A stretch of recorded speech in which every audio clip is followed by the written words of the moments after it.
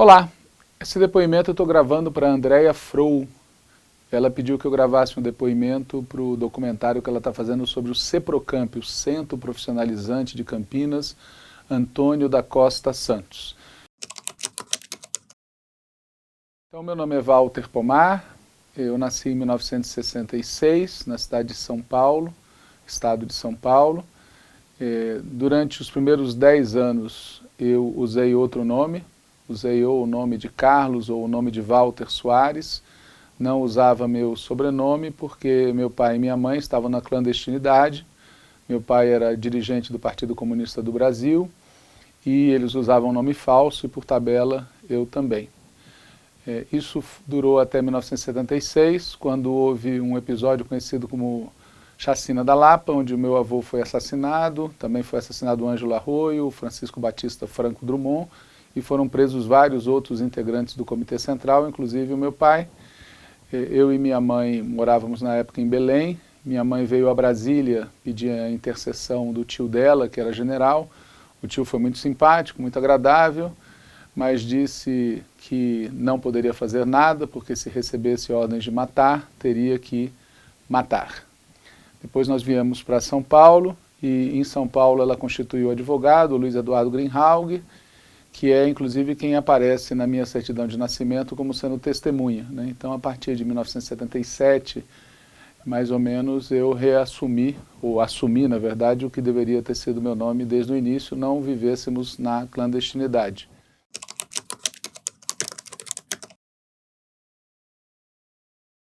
Eu fui estudar no grupo educacional Equipe, fui do Grêmio, né, do ginásio Equipe, e na mesma época eu comecei a ter militância político-partidária, né?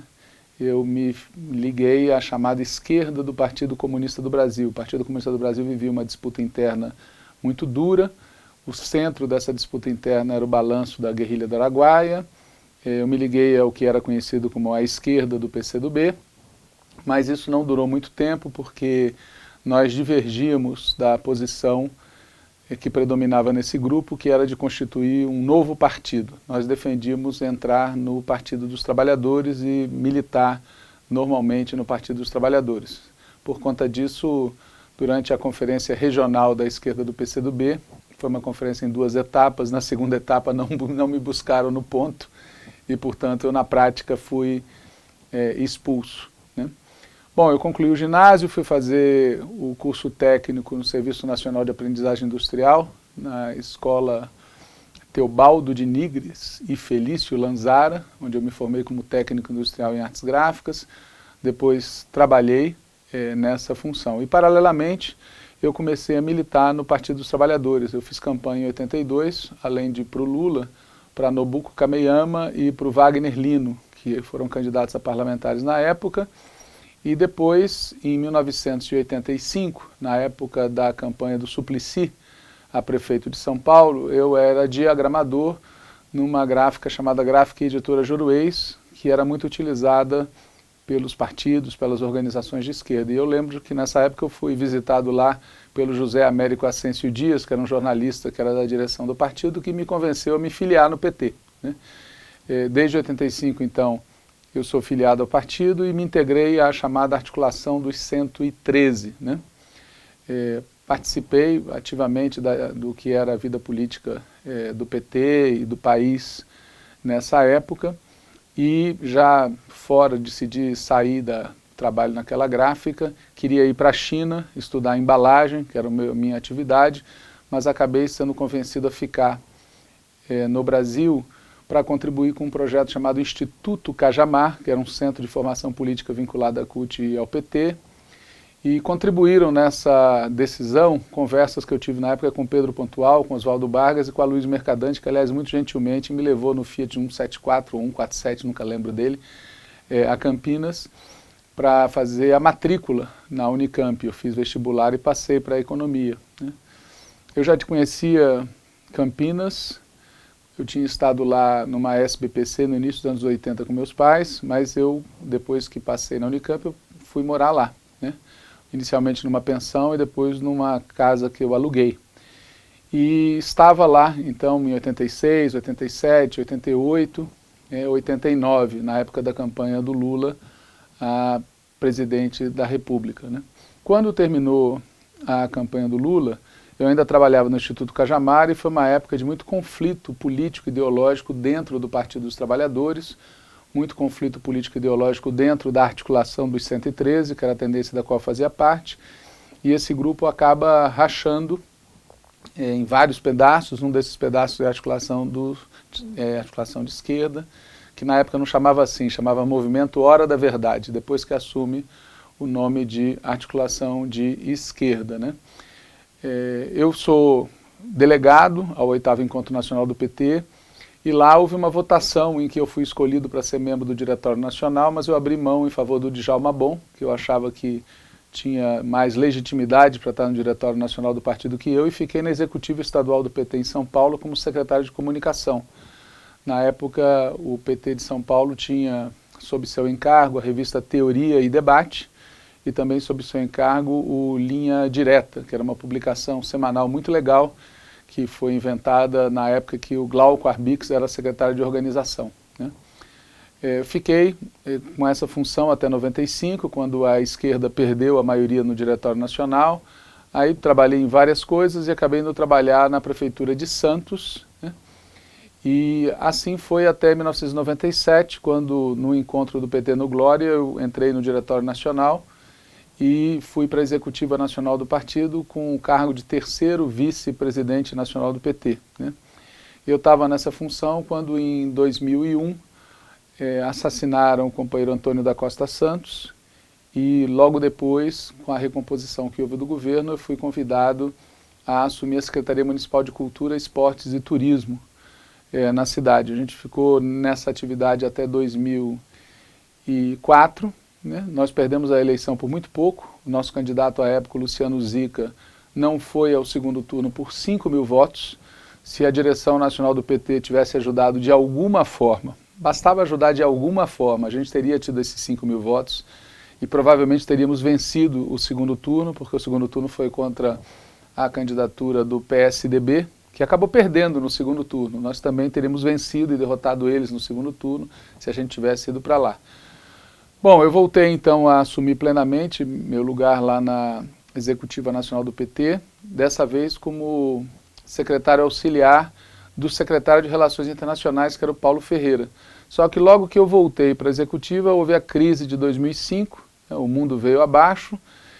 No ano de 2005 a gente realizou um PED, eu fui candidato a presidente nacional do PT, fiquei em 3º lugar, faltaram uns 140 votos mais ou menos para eu ir para o segundo turno. Quem foi para o segundo turno foi o Raul Ponte e o Ricardo Bezoini. Eu apoiei o Raul Ponte, a gente perdeu por cerca de, 5.000 votos.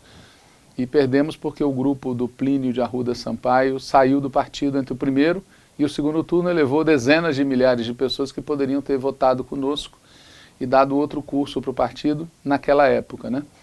Bom, eu fiquei na Executiva Nacional do PT a partir de 2005, só que aí não mais como 3º vice, mas como secretário de Relações Internacionais. Fiquei nessa função até 2010, na época a gente levava a sério o estatuto e só podia ficar num cargo 2 vezes seguidas, né? Depois que terminou o meu mandato na secretaria e na executiva, eu saí da executiva, fui para o diretório, mas continuei com a função de secretário executivo do Foro de São Paulo. Fiquei nessa função até 2013, aí em 2013, no final do ano, eu pedi demissão, já eram 16 anos de dirigente profissionalizado, já tinha sido muito tempo. Ajudei na campanha presidencial de 2014, e no final de 2014 eu fiz um concurso público e passei como professor da Universidade Federal do ABC, e imaginei que de 2015 em diante eu ia levar uma vida mais tranquila. Só que aí veio o ano de 2015, veio o ano de 2016, veio o golpe, veio toda a operação contra o PT, contra o Lula. Enfim, então eu mantive uma atividade militante muito intensa, passei a ser diretor da Associação Docente da Universidade Federal do ABC, voltei para o Diretório Nacional do Partido. Hoje eu estou como diretor da Fundação Perseu Abramo, na área de cooperação internacional, e novamente no ano de 2025 sou candidato a presidente nacional do PT. E agora eu vou falar então do tema Seprocamp, né? Centro Profissionalizante de Campinas, Antônio da Costa Santos, né?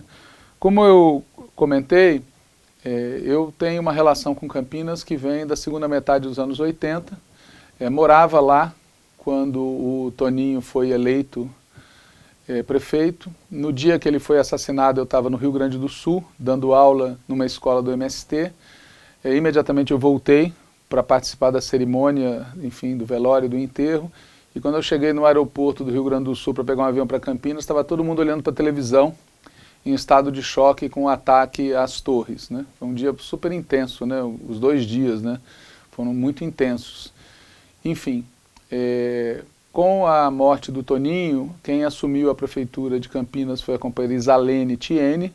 A Isalene modificou o secretariado, e uma das modificações que ela fez foi me convidar para ser secretária municipal de Cultura, Esportes e Turismo na cidade de Campinas. A cidade de Campinas tem, como sabe quem está fazendo esse documentário, mais ou menos 1 milhão de habitantes, e tem um aparato de cultura e de esportes e de turismo muito potente. Tem uma orquestra sinfônica, tem muitos equipamentos, e na época da Isalene prefeita a gente chegou a ter 3% do orçamento municipal para a área, o que é muito, né? Até hoje tem a demanda de ter 1%, né? A gente tinha 3 vezes isso há 20 anos atrás. Uma das coisas que a gente fez na Secretaria Municipal de Cultura, Esportes e Turismo de Campinas foi transferir a sede da Secretaria para a estação ferroviária. O ponto de partida dessa iniciativa tinha sido deixado pelo próprio Toninho. Ele havia lutado por isso antes de ser prefeito, e conseguiu que a área fosse declarada patrimônio e fosse declarada área passível de desapropriação para a utilidade pública. E o projeto dele certamente era transformar aquele espaço num centro cultural, um centro de atividades, etc. Mas ele não teve tempo de dar outros passos nesse sentido, né? Quando eu assumi a secretaria, o que havia na Estação Ferroviária Central era um posto da Guarda Municipal e a sede de uma ONG.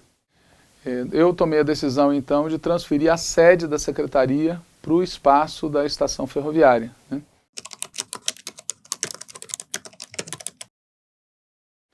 E isso foi fundamental porque o nosso projeto de preservação do patrimônio era através do uso, através da ocupação, né?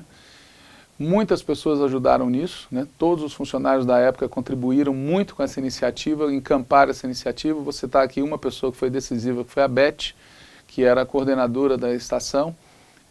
Foi muito importante no trabalho de ocupação do espaço e de programação de atividades no espaço. A gente começou a realizar eventos, não era só um espaço administrativo, era um centro de eventos de todos os tipos, né? Eventos culturais, artísticos, musicais, de esportes, eventos sociais, eventos políticos, né?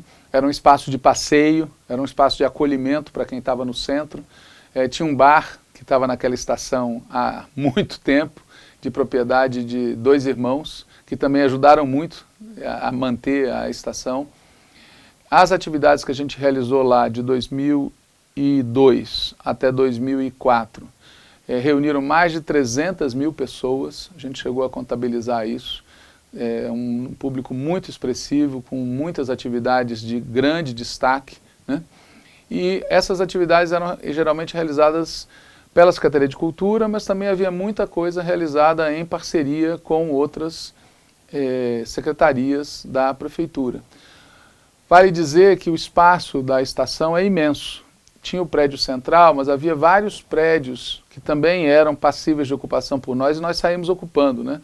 Nós ocupamos um barracão onde era feita a manutenção e transformamos num espaço de shows, ocupamos um outro barracão que transformamos num espaço de artes, de oficinas.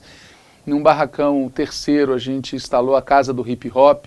Enfim, a gente foi, na medida do que a gente conseguia, ocupando o espaço, E uma das ocupações que foi feita em parceria com a Secretaria Municipal de Educação foi exatamente o Centro Profissionalizante de Campinas, o Seprocamp. Isso já era uma ideia que vinha do Toninho e que se deu continuidade a isso na época em que a Corinta era secretária de Educação. havia toda uma equipe que estava envolvida nessa atividade, uma equipe bastante grande de pessoas, né? Além da própria Corinta, além da Isalene, a Cristiane Machado e pessoas da própria secretaria, como a Beth, se envolveram na iniciativa. Havia um projeto arquitetônico que foi desenhado para adaptar o espaço, né? O prédio do Seprocamp era um prédio mais moderno, mas também fazia parte de uma área tombada, então ele não podia ser descaracterizado, né? E ele tinha um certo nível de proteção patrimonial e por isso houve todo um cuidado que para nós, é bom dizer, nunca foi uma dificuldade. A nossa linha de preservação patrimonial, como eu falei, sempre foi preservar através do uso. E isso fazia com que a gente enfrentasse, às vezes, uns fundamentalistas que queriam que a gente preservasse, mantendo intocado, quando isso é absurdo. Especialmente aquela estação, só para dar um exemplo, a estação de Campinas, ela é uma área alta da cidade. E ela divide o espaço proletário da cidade, que era a Vila Industrial, do espaço da burguesia da cidade. E existia um túnel, que era, se eu não me engano, de 1914, um túnel que atravessava por debaixo da estação, um túnel lindo, um túnel desses de filme de guerra, e que estava completamente degradado. A gente limpou o túnel, e desde que a gente limpou e manteve limpo, né, a gente não tinha guardas nas extremidades do túnel, tinha 2 faxineiros que mantinham o túnel limpo, e o túnel era preservado pelas pessoas, porque elas encontravam o espaço arrumado e elas mantinham o espaço arrumado. Aliás, vale dizer que nesses 3 anos, em todas as atividades que a gente fez, que eram frequentadas por pais de classe média carregando o bebê de colo, e eram frequentados também por trabalhadoras do sexo, que trabalhavam ali próximo e iam participar de shows, Paulinho da Viola, por exemplo, que eu lembro exatamente dessa cena, né? Nunca, em 3 anos, a gente nunca teve nenhum episódio que tenha exigido chamar a polícia, nunca. Ou seja, é possível, através de uma política de ocupação, você preservar patrimônio histórico, né? Então essa era a filosofia que nos levou a, que a gente adotou no caso do Seprocamp, né?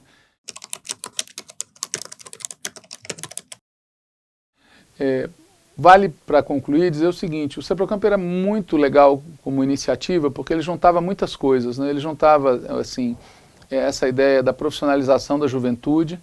Isso se vinculava ao projeto de industrialização ou reindustrialização do país, do estado de São Paulo e de Campinas.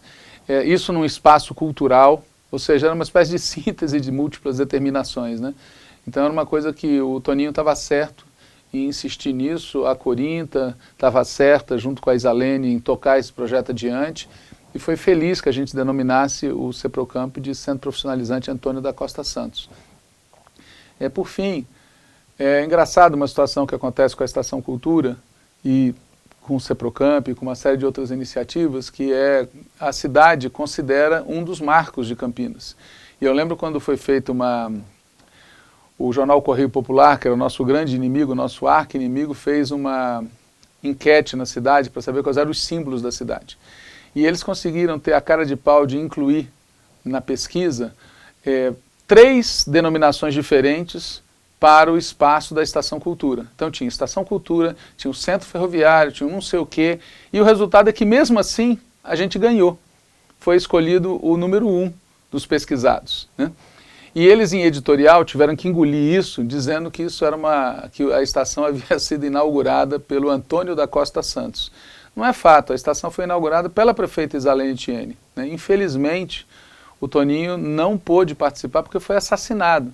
Mas certamente estaria lá nessa inauguração e certamente ele teria tido essa iniciativa, porque ele na época conseguiu fazer uma coisa muito legal, que era sintetizar na pessoa dele, na proposta dele para a cidade, uma perspectiva de futuro para Campinas, mas um futuro que incluía e tinha como protagonista a classe trabalhadora.